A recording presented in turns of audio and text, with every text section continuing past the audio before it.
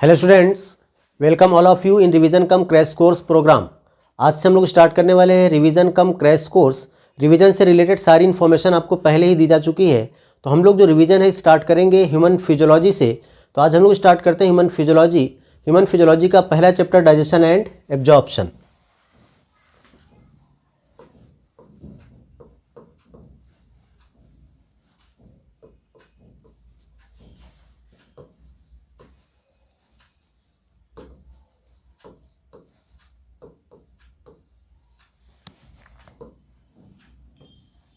Human physiology का पहला chapter digestion and absorption. यहाँ पर हम लोग देखेंगे डाइजेशन किसका होता है, डाइजेशन कहाँ होता है, डाइजेशन की रिक्वायरमेंट क्यों पड़ी।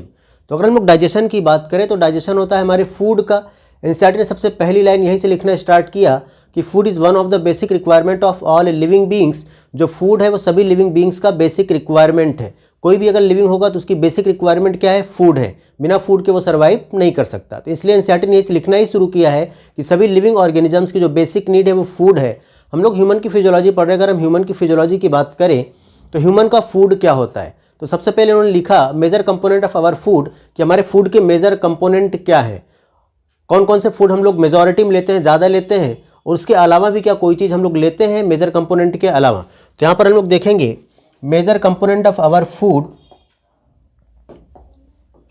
Major component of our food, major components of our food are, हमारे फूड के मेजर कंपोनेंट कौन कौन से हैं, जैसे carbohydrate,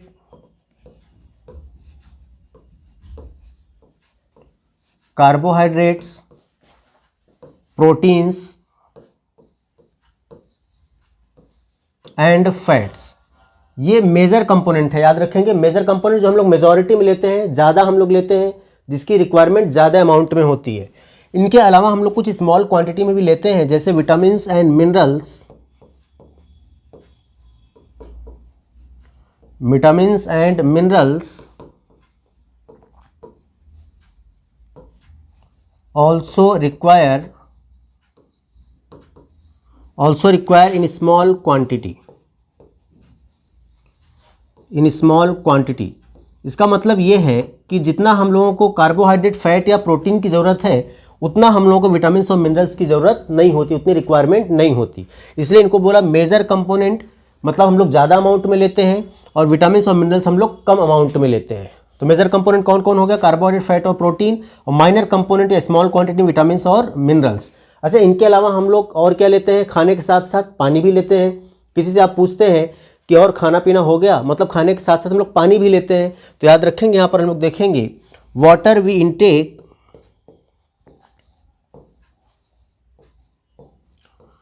water we intake help in metabolic processes,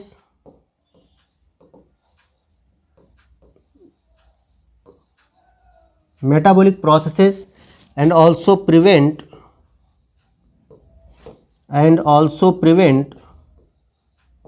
dehydration of body, dehydration of body. मतलब जो हम लोग पानी लेते हैं खाने के साथ, ये क्या करता है, मेटाबॉलिक प्रोसेस में इन्वॉल्व होता है, मेटाबॉलिक प्रोसेस में हेल्प करता है और बॉडी से डिहाइड्रेशन को रोकता है। मेटाबॉलिक प्रोसेस क्या है, आपने लिविंग वर्ल्ड में पढ़ा है कि हमारी बॉडी में जितने भी रिएक्शंस चलती हैं उन सारे रिएक्शंस को कलेक्टिवली एक साथ हम लोग बोलते हैं मेटाबॉलिज्म। तो मेटाबॉलिक रिएक्शंस में हमारी बॉडी में जो भी रिएक्शन चल रही है उसमें हेल्प करता है ये वाटर, और हमारे बॉडी से डिहाइड्रेशन को रोकता है। अब अगर यहाँ पर हम लोग बात करें, जो हम लोग फूड लेते हैं ये काम क्या करता है, जो फूड हम लोग लेते हैं ये एनर्जी प्रोवाइड करता है। जो फूड हम लोग लेते हैं ये फूड एनर्जी प्रोवाइड करता है। तो food provide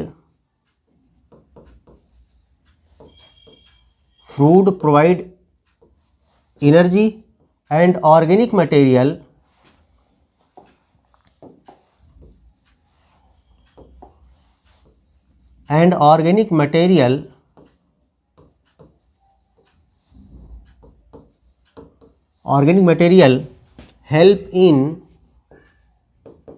help in repairing of tissues,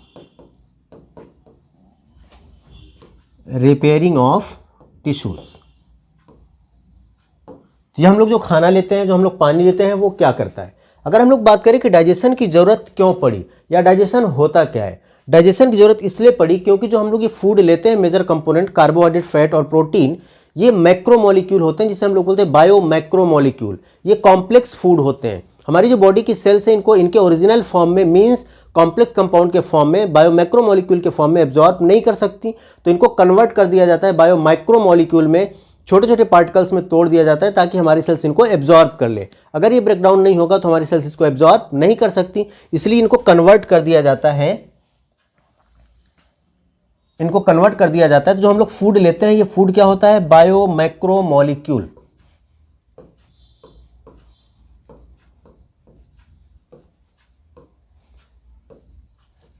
bio macromolecules, ये जो बायो मैक्रोमोलिक्यूल्स है, हमारी सेल्स इसको एब्जॉर्ब नहीं कर सकती, कॉम्प्लेक्स कंपाउंड होता है, इसको कन्वर्ट किया जाता है बायो माइक्रोमोलिक्यूल में।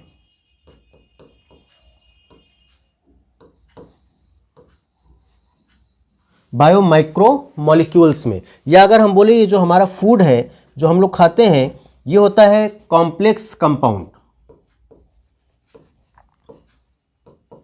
ये होता है कॉम्प्लेक्स कंपाउंड। इनको तोड़ा जाता है सिंपल में, सिंपल वन में इनका ब्रेकडाउन किया जाता है। अगर हम लोग बात करें जो बायो मैक्रोमोलिक्यूल है, ये होता है अनएब्जॉर्बेबल फॉर्म ऑफ फूड। ये होता है अनएब्जॉर्बेबल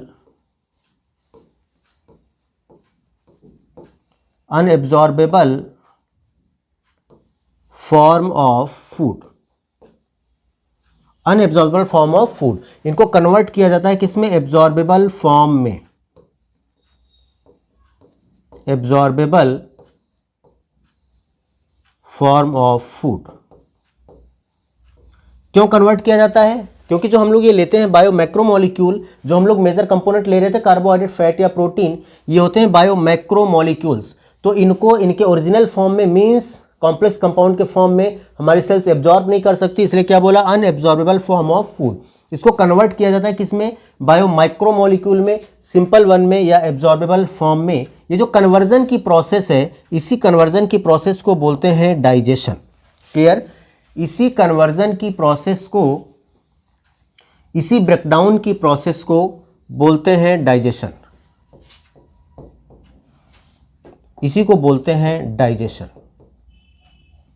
तो डाइजेशन की जरूरत क्यों पड़ी? डाइजेशन की जरूरत इसलिए पड़ी क्योंकि जो हम लोग फूड लेते हैं मैक्रोमोलिक्यूल, हमारी बॉडी की सेल्स इनको इस फॉर्म में एब्जॉर्ब नहीं कर सकती, और जब तक एब्जॉर्ब नहीं करेंगी तब तक हमें एनर्जी नहीं मिलेगी। हम लोग फूड किस लिए लेते हैं? एनर्जी के लिए लेते हैं। इसलिए इनको ब्रेक कराया जाता है बायो माइक्रोमोलिक्यूल में या सिंपल वन में या एब्जॉर्बेबल फॉर्म में। तो ये जो ब्रेकडाउन की प्रोसेस है, ये जो कन्वर्जन की प्रोसेस है, इसी को बोलते हैं डाइजेशन। क्लियर? चलिए आगे हम लोग चलते हैं। अब ये डाइजेशन होता कहाँ है, हम लोगों को ये देखना है। डाइजेशन कहाँ पर होता है? डाइजेस्टिव सिस्टम में। तो ये डाइजेशन डाइजेस्टिव सिस्टम में होता कैसे है? याद रखेंगे, जो हम लोग फूड ले रहे थे बायो मैक्रोमोलिक्यूल, ये होता है पॉलीमर के फॉर्म में। इनको इनके मोनोमर के फॉर्म में ब्रेक कराया जाता है या तोड़ा जाता है। तो अगर हम जब फूड अपने माउथ में लेते हैं, तो फूड को जब हमारे टीथ क्रश करते हैं, दांत जब खाने को पीसते हैं, उसे बोलते हैं मैकेनिकल प्रोसेस। उसे क्या बोलते हैं? Mechanical process. और उस पॉलीमर्स के बॉन्ड को जब तोड़ा जाता है एंजाइम्स के द्वारा, वो कहलाता है बायोकेमिकल या chemical process. Biochemical process. Biochemical process. तो अगर हम लोग बात करें डाइजेशन की, तो कौन सा प्रोसेस हो गया ये? Mechanical and biochemical process. याद रखेंगे, digestion is a mechanical and biochemical process. Digestion होता क्यों है? बायो मैक्रोमोलिक्यूल को बायो माइक्रोमोलिक्यूल में कन्वर्ट करने के लिए। किसके थ्रू होता है? टीथ के थ्रू होता है, एंजाइम्स के थ्रू होता है। तो टीथ हमारे खाने को क्रश करता है, उसे बोलते हैं मैकेनिकल प्रोसेस, और एंजाइम्स जो काम करते हैं, उनके बॉन्ड को तोड़ते हैं फूड के, उसे बोलते हैं बायोकेमिकल प्रोसेस। अभी हम देखते हैं कि डाइजेशन होता कहाँ है। तो सबसे पहले आपको हेडिंग मिलेगी डाइजेस्टिव सिस्टम। सबसे पहली हेडिंग आपको मिलेगी डाइजेस्टिव सिस्टम।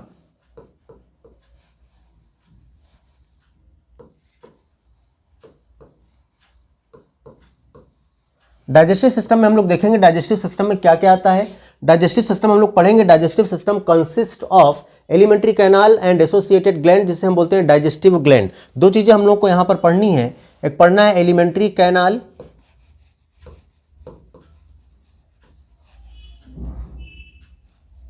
एलिमेंट्री कैनाल, और दूसरा हम लोग को पढ़ना है डाइजेस्टिव ग्लैंड,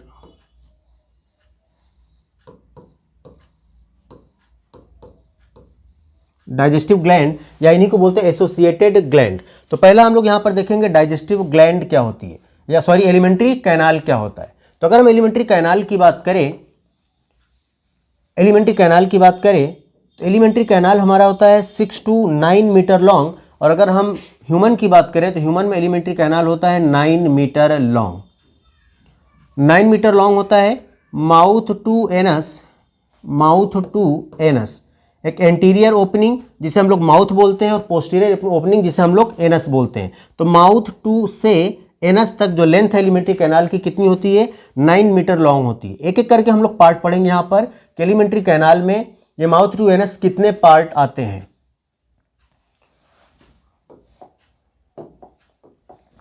तो देखेंगे यहाँ पर अगर हम लोग बात करें, पहला हम पढ़ेंगे mouth and mouth cavity. Mouth cavity जिसे हम लोग बोलते हैं ओरल कैविटी या बक्कल कैविटी। दूसरा यहाँ पर हम लोग पढ़ेंगे फेरिंग्स, फेरिंग्स। नेक्स्ट पढ़ेंगे ईसोफेगस, ईसोफेगस, और नेक्स्ट पढ़ेंगे stomach, stomach. Next intestine, intestine. तो mouth and mouth cavity, pharynx, oesophagus, stomach and intestine, ये हम लोग को पढ़ना है कहाँ पर, एलिमेंट्री कैनाल में। और इसके बाद आ जाएगा anal canal and anus. Next हम पढ़ेंगे एनल कैनाल एंड एनस। तो हमारी बक्कल कैविटी कहाँ से कहाँ तक, माउथ टू एनस, माउथ से लेके एनस तक। एक एक करके यही पार्ट हम लोगों को पढ़ना है कि माउथ क्या होता है, या माउथ कैविटी क्या होती है, या बक्कल कैविटी क्या होती है, फेरिंग्स क्या होता है, इसोफेगस क्या होता है, स्टमक क्या होता है, इंटेस्टाइन क्या होता है, कितने पार्ट होते हैं स्टमक और इंटेस्टाइन के, एनल कैनाल और एनस। तो अगर हम लोग बात करें माउथ की या माउथ कैविटी की, तो याद रखना जो लिप्स की ओपनिंग है आपकी, जो आपका माउथ ओपन होता है, सिर्फ इतने पार्ट को बोलते हैं माउथ। और जैसे इसके पीछे चलेंगे जहाँ पर आपकी टीथ और टंग है, उसे हम लोग बोलते हैं माउथ कैविटी या बक्कल कैविटी या ओरल कैविटी। तो याद रखिए अगर कोई ओरल कैविटी या कोई भी कैविटी होती है चारों तरफ से सराउंडेड होती है, तो हमारी बक्कल कैविटी है या माउथ कैविटी या ओरल कैविटी बोलते हैं, ये भी चारों तरफ से सराउंडेड है। तो बक्कल कैविटी का जो बेस है, फ्लोर जिसे हम बोलते हैं, वो टंग से बना हुआ है। जो इसका रूफ है वो पैलेट से बना हुआ है। जो वॉल है वो चीक से बनी हुई है। तो mouth cavity surrounded by floor, tongue, roof, palate, wall, cheeks. Clear. चलिए अब इसके बाद हम लोग बात करेंगे, तो ये माउथ और माउथ कैविटी इतने आपको पढ़ना है। माउथ कैविटी में जो टीथ और टंग है वो अभी हम लोग एक एक करके पढ़ेंगे। नेक्स्ट है फेरिंग्स। अगर हम लोग फेरिंग्स की बात करें, फेरिंग्स को बोलते हैं common passage for food and air both. Common passage for food and air both. ये फूड और एयर दोनों के लिए कॉमन पैसेज होता है। कैसे कॉमन पैसेज है हम लोग देखेंगे यहां पर फिगर से।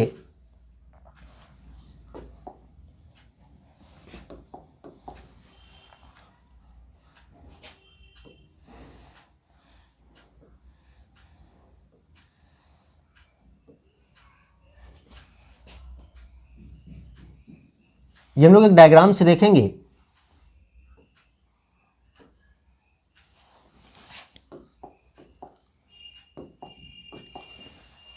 ये है माउथ और इसे बोलेंगे बक्कल कैविटी या ओरल कैविटी या माउथ कैविटी। तो हम बोलेंगे ओरल कैविटी।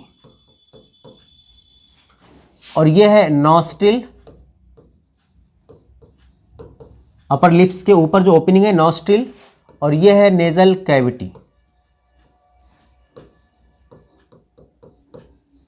Nasal cavity. और ये माउथ कैविटी और नेजल कैविटी को सेपरेट करने वाला जो है माउथ कैविटी और नेजल कैविटी को सेपरेट करने वाला, जिसे हम लोग बोल रहे हैं पैलेट। ये क्या है? पैलेट। और पैलेट जो होता है वो इंटीरियर हार्ड पैलेट होता है आगे की तरफ, पोस्टीरियर सॉफ्ट पैलेट होता है। तो ये जो पैलेट है, पैलेट का काम क्या है? माउथ कैविटी को ओरल कैविटी या ओरल कैविटी को नेजल कैविटी से सेपरेट करना। अगला वाला जो पाथवे है ये वाला, इसी को हम लोग बोलते हैं फेरिंग्स। इसी को हम लोग क्या बोल रहे हैं? फेरिंग्स। जरा देखिए, अब ये फेरिंग्स है, इधर से देखो ये फूड आएगा, इधर से एयर आएगी, यहां पर ये दोनों सेपरेट हैं, अलग अलग पाथवे से आ रहे हैं, माउथ कैविटी अलग और नेजल कैविटी अलग। लेकिन यहां पर आके कहीं पर भी कोई सेपरेशन नहीं है, जहां पर फूड और एयर दोनों ही मिक्स हो जाते हैं। तो फेरिंग्स के 3 पार्ट होते हैं। इधर से आने वाला ये नेजोफेरिंग्स, इधर से आने वाला ये ओरोफेरिंग्स, और ये लास्ट वाला होता है जिसे हम बोलते हैं हाइपोफेरिंग्स या लैरिंगोफेरिंग्स। तो फेरिंग्स के 3 पार्ट, जो नोच की तरफ से आ रहा है नेजल कैविटी की तरफ से, जिसे हम लोग क्या बोलेंगे? नेजोफेरिंग्स। नेजोफेरिंग्स। जो ओरल कैविटी की तरफ से आ रहा है उसे हम बोलेंगे ओरोफेरिंग्स। ओरोफेरिंग्स। और जो लास्ट वाला है जिसे हम लोग बोलते हैं लैरिंगोफेरिंग्स। इन्हीं का और भी नाम है इपीफेरिंग्स, मेजोफेरिंग्स और हाइपोफेरिंग्स। तो हमने आपको बताया कि इधर से आ रही एयर, इधर से आ रहा है फूड, और दोनों यहाँ पर अलग अलग पाथवे से आ रहे हैं, अलग अलग पाइप से आ रहे हैं, लेकिन यहाँ पर आके दोनों मिक्स हो जा रहे हैं। जहाँ पर सेपरेशन नहीं है उसे हम लोग क्या बोलते हैं? फेरिंग्स। और फेरिंग्स है common pathway for food and air both. अब आगे हम बात करें, ये है जिसे हम लोग बोलते हैं, ये है ट्रैकिया। ट्रैकिया को ही बोलते हैं विंड पाइप। ट्रैकिया को ही बोलते हैं विंड पाइप। और ये है ईसोफेगस। ईसोफेगस जिसे हम लोग बोलते हैं फूड पाइप। Food pipe. तो अगर हम ट्रैकिया की बात करें, ये विंड पाइप, ये हम लोग पढ़ेंगे breathing and exchange of gases में। ये कंटिन्यू होगी आगे लंग्स में, ये कंटिन्यू होगा आगे लंग्स में, और ईसोफेगस से कंटिन्यू होगा आगे स्टमक में। तो हम लोग डाइजेशन पढ़ रहे हैं, तो हम लोग ये वाला पोर्शन पढ़ेंगे, डाइजेशन वाला प्रोसेस स्टमक में कंटिन्यू होगा। ये वाला हम लोग पढ़ेंगे दूसरे chapter breathing and exchange of gases में। अगर हम लोग बात करें यहाँ पर फेरिंग्स, ये कॉमन पाथवे फूड और एयर के लिए, यहाँ पर फूड और एयर दोनों हैं। ये भाई विंड पाइप है, ये पतली होती है। अगर फूड के पार्टिकल्स यहाँ चले जाएं गलती से ट्रैकिया में या विंड पाइप में, तो ट्रैकिया बंद हो सकती है, चोक हो सकती है। तो अब यहाँ पर ट्रैकिया में फूड के पार्टिकल ना जाएं, इसलिए यहाँ पर ये इस तरह से कार्टिलेज का बना हुआ फ्लैप पाया जाता है, जिसे बोलते हैं इपीग्लॉटिस। इपीग्लॉटिस इसलिए बोलते हैं क्योंकि जो ट्रैकिया की ओपनिंग है इसे बोलते हैं ग्लॉटिस, इसे बोलते हैं ग्लॉटिस। और इसी के ऊपर का जो स्ट्रक्चर है उसे बोलते हैं इपीग्लॉटिस। ये कार्टिलेज का बना हुआ फ्लैप है, कार्टिलेज का बना हुआ फ्लैप है, जो कि ग्लॉटिस को स्वेलोइंग के टाइम या खाना डेग्लूटेशन के समय, फूड डेग्लूटेशन के समय ये इसको बंद कर लेता है, कवर कर लेता है। अब देखो यहाँ से आएगा फूड, फूड को जाना कहाँ चाहिए? जाना चाहिए ईसोफेगस में, ये कंटिन्यू होगा कहाँ? स्टमक में। लेकिन ये फूड के पार्टिकल ट्रैकिया में न चले जाए, इसलिए ट्रैकिया को कवर करता है ग्लॉटिस के ऊपर इपीग्लॉटिस कार्टिलेज का बना हुआ फ्लैप, वो ग्लॉटिस को कवर कर लेता है, फूड के पार्टिकल यहाँ पर नहीं जा पाते। लेकिन अभी हम लोग ब्रीदिंग में पढ़ेंगे कि यहाँ पर, ब्रीदिंग में पढ़ेंगे कि यहाँ पर जैसे ही ग्लॉटिस के नीचे आएंगे, यहाँ पर होता है लैरिंग्स, जिसे हम लोग बोलते हैं साउंड बॉक्स या वॉइस बॉक्स। लैरिंग्स में होते हैं वोकल कॉर्ड, जिनके वाइब्रेट होने से हमारी साउंड प्रोडक्शन होता है। तो यहाँ से जब एयर आती है बाहर, यहाँ से एयर आती है बाहर, जब हम लोग बोलते हैं, जब हम लोग हंसते हैं, जो साउंड प्रोडक्शन होता है, आवाज़ जब बाहर आती है, तो यहाँ से लंग से एयर आती है बाहर। ये जो वोकल कॉर्ड है यहाँ लैरिंग्स में, ये वाइब्रेट होते हैं और एयर जाएगी बाहर। तो अब सोचो, एयर बाहर जाने के लिए जो इपीग्लॉटिस, इसको ओपन होना पड़ेगा। और अगर उसी समय, जिस समय आप बोल रहे हैं और हंस रहे हैं, उसी समय आप खाना भी खा रहे हैं, तो खाना खाते समय खाना जाएगा कहाँ पर? ये ईसोफेगस में। और अगर खाना खाते समय आप हंस रहे हैं और बोल रहे हैं, तो ये इपीग्लॉटिस ओपन होगा, क्योंकि ये एयर जाएगी बाहर, साउंड का प्रोडक्शन होगा। तो जिस समय आप स्वेलिंग कर रहे हैं या डेग्लूटेशन कर रहे हैं, उसी समय हंस भी रहे, बोल भी रहे, इपीग्लॉटिस ओपन हुआ, और फूड के पार्टिकल इधर तो जा ही रहे हैं, कुछ फूड के पार्टिकल अगर इधर चले आए गलती से, तो ये ट्रैकिया बंद हो सकती है, जिसकी वजह से हमारी एयर अंदर और बाहर नहीं होगी, तो हम अगर एयर अंदर बाहर नहीं कर पाएंगे, ब्रीदिंग नहीं कर पाएंगे तो डेथ हो सकती है। इसलिए घर के बड़े बुजुर्ग जो बाबा होते हैं, दादी होती हैं, वो बोलते हैं कि खाते समय हंसना और बोलना नहीं चाहिए, गलत बात होती है। तो क्या गलत बात होती है पता चला, क्योंकि अगर हम हंसेंगे बोलेंगे तो फूड के पार्टिकल इधर जाने के बजाय इसोफेगस में कुछ इधर अगर चले आए तो ट्रेकिया होती है पतली पाइप, एयर की पाइप, विंड पाइप, ये चोक हो सकती है, ये बंद हो सकती है। इसलिए कहते हैं खाते समय हंसना और बोलना नहीं चाहिए। तो इसके जो ट्रेकिया है इसके जो ओपनिंग इसे बोला ग्लॉटिस, और जो इसोफेगस इसकी ओपनिंग को बोलते हैं गलेट। इसकी ओपनिंग क्या बोलते हैं? गलेट। तो ये आपका हुआ फेरिंग्स और इसोफेगस। क्लियर? तो माउथ कैविटी, फेरिंग्स और इसोफेगस ये आपने पढ़ा। अभी हम लोग सिर्फ पार्ट पढ़ रहे हैं, कौन कौन से पार्ट है एलिमेंट्री कैनाल के, अभी उनका फंक्शन नहीं पढ़ रहे हैं। चलिए आगे हम लोग चलते हैं। अगर इसोफेगस की बात करें तो इसोफेगस में आपने देखा कि इसोफेगस एक लॉन्ग कंडक्टिंग पाइप है जो कि फेरिंक्स से फूड को लेके कहां पर कंटिन्यू करेगा? स्टमक में कंटिन्यू करेगा। ये इसोफेगस एक लॉन्ग कंडक्टिंग पाइप है जो कि नेक से होता हुआ, थोरैक्स से होता हुआ, डायफ्राम को पेनिट्रेट करता हुआ सीधा कंटिन्यू हो जाता है कहां पर? स्टमक में। तो अगला पोर्शन हम लोगों को पढ़ना है स्टमक।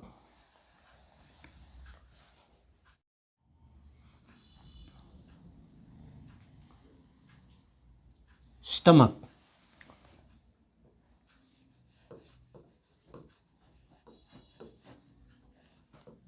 स्टमक में हम लोग देखेंगे कितने पार्ट होते हैं स्टमक के।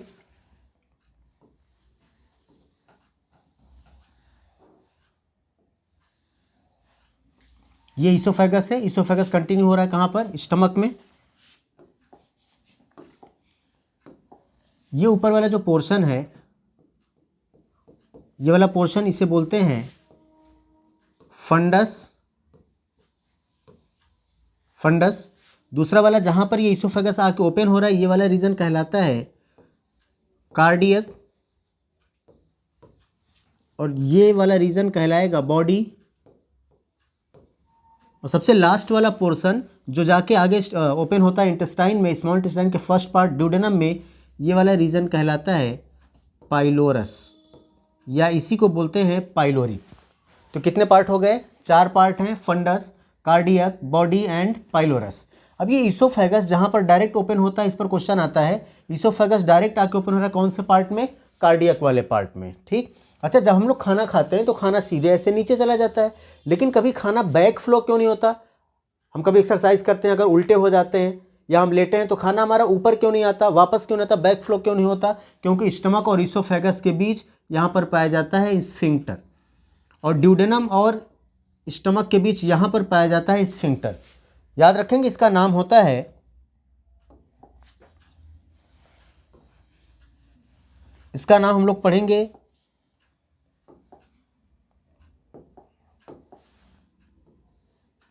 ये इसका नाम है gastro oesophageal, gastro oesophageal sphincter, gastro oesophageal sphincter, या इसी का दूसरा नाम होता है, इसी का दूसरा नाम होता है cardiac sphincter, cardiac sphincter. Sphincter का काम होता है, याद रखना, बैक फ्लो को रोकना। स्फिंक्टर का काम क्या है? बैक फ्लो को रोकना। अच्छा, आपको रट्टा नहीं मारना कहीं पर भी, याद रखिए इसे हम क्या बोल रहे हैं? गैस्ट्रो इसोफेजियल, क्योंकि स्टमक के लिए वर्ड यूज करते हैं गैस्ट्रिक। जैसे जैसे हम लोग फिजियोलॉजी में आगे बढ़ेंगे, अलग अलग ऑर्गन्स के लिए अलग अलग वर्ड पढ़ेंगे। जैसे स्टमक के लिए हम लोग पढ़ रहे हैं गैस्ट्रिक, लिवर के लिए पढ़ेंगे हिपैटिक, लंग्स के लिए पढ़ेंगे पल्मोनरी, हार्ट के लिए पढ़ेंगे कार्डियक, किडनी के लिए पढ़ेंगे रीनल। तो यहाँ पर याद रखो स्टमक के लिए हम क्या बोल रहे हैं? गैस्ट्रिक बोल रहे हैं। ये हो गया गैस्ट्रिक, ये इसोफेगस, तो गैस्ट्रो इसोफेजियल स्फिंक्टर। क्लियर? या तो ये इसोफेगस डायरेक्ट आके ओपन होता है स्टमक के कार्डियक वाले पोर्शन में, इसलिए इसको बोलते हैं कार्डियक स्फिंक्टर। दूसरा वाला है,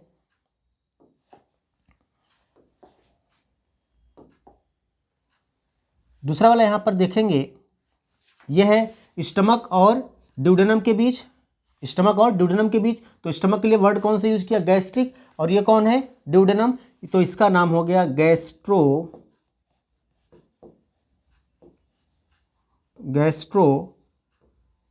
ड्यूडेनल स्फिंक्टर,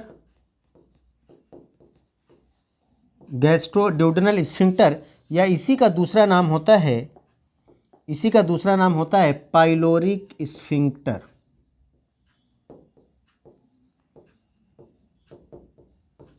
पाइलोरिक स्फिंक्टर, क्योंकि ये पाइलोरस के बाद है, तो इसका नाम क्या हो गया, गैस्ट्रोइसोफेजिया, सॉरी गैस्ट्रोड्यूडेनल स्फिंक्टर, या इसी के दूसरा नाम क्या है, पाइलोरिक स्फिंक्टर। और ये स्फिंक्टर क्या काम करते हैं, बैक फ्लो को रोकते हैं। ये इतना पार्ट आपको पढ़ना है स्टमक में। तो स्टमक आपको बता दिए कहाँ पर प्रेजेंट होता है, एब्डोमिनल कैविटी में, upper left portion of abdominal cavity. Clear. चलिए नेक्स्ट पार्ट हम लोग को पढ़ना है इंटेस्टाइन।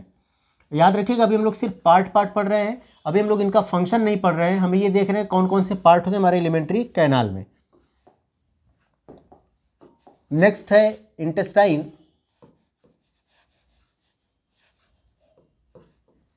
इंटेस्टाइन में हम लोग पढ़ेंगे small intestine and large intestine, small intestine and large intestine. तीन पार्ट हम लोग पढ़ेंगे यहाँ पर स्मॉल इंटेस्टाइन और लार्ज इंटेस्टाइन के। स्मॉल इंटेस्टाइन के 3 पार्ट हम लोग पढ़ेंगे, ड्यूडेनम,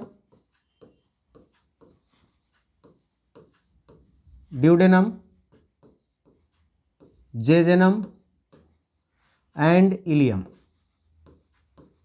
यहाँ पर इलियम की स्पेलिंग याद रखना ILEUM, क्योंकि ILIUM जो होता है, ILIUM ये होता है कॉक्सल बोन में, एक बोन हम लोग 3 बोन पढ़ते हैं कॉक्सल बोन में, इलियम, इस्चियम और प्यूबिस, वहाँ पर ये बोन होती है इलियम। तो स्पेलिंग याद रखना इलियम की ILEUM, ilium.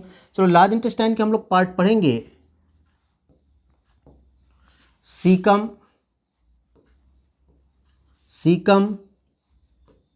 Colon and rectum, caecum, colon and rectum. यहाँ पर कौन कैसा होता है जरा देखो। ड्यूडेनम की बात करें, ड्यूडेनम होता है सी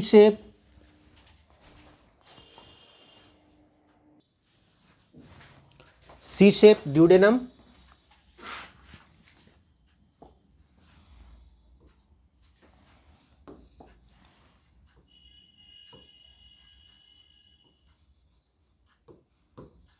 जेजेनम याद रखेंगे long coiled,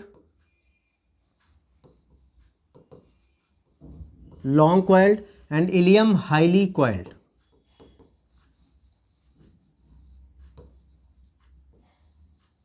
ileum highly coiled. हम लोग यहां पर पढ़ेंगे सीकम, हम लोग पढ़ेंगे ब्लाइंड सेक। क्यों बोलते हैं ब्लाइंड सेक, अभी हम लोग पढ़ने वाले हैं फिगर, ब्लाइंड सेक। कोलन के हम लोग कई पार्ट पढ़ेंगे, यहाँ पर हम लोग पढ़ेंगे ascending colon, transverse colon, descending colon and sigmoid colon. अभी हम लोग पार्ट पढ़ने वाले हैं, जरा देखते हैं इनका हम लोग डायग्राम इंटेस्टाइन का।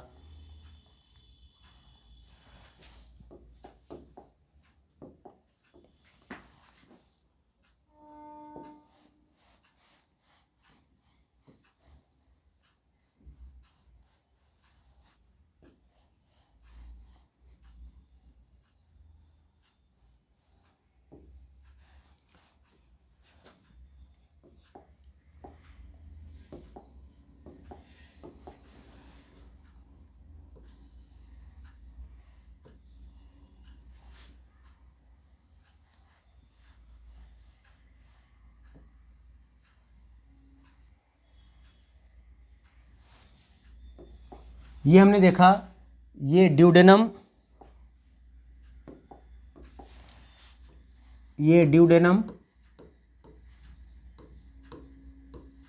ड्यूडेनम सी शेप।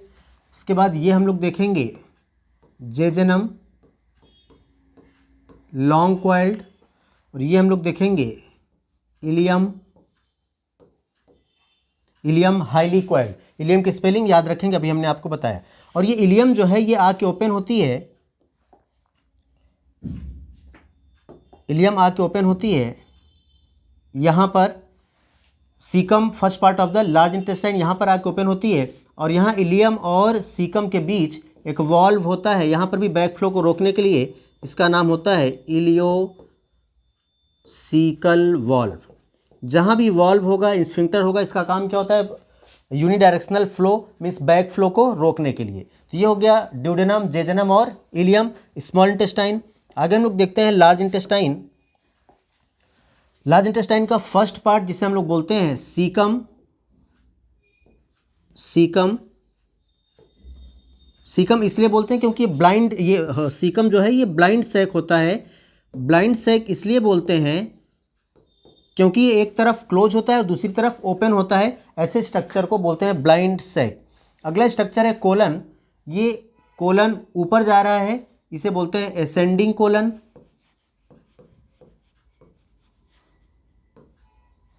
असेंडिंग कोलन, इसे बोलेंगे ट्रांसवर्स कोलन।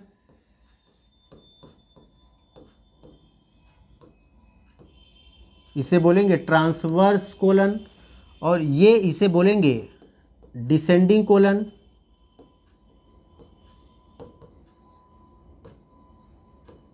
इसे क्या बोलेंगे? Descending colon. और नेक्स्ट पार्ट है ये सिग्मॉइड कोलन।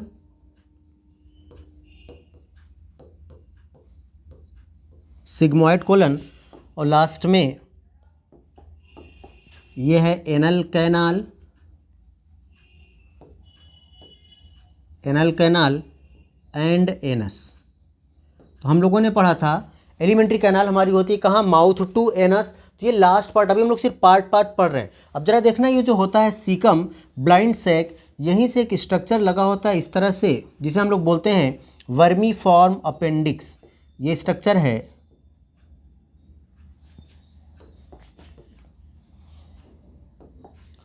ये स्ट्रक्चर है वर्मी फॉर्म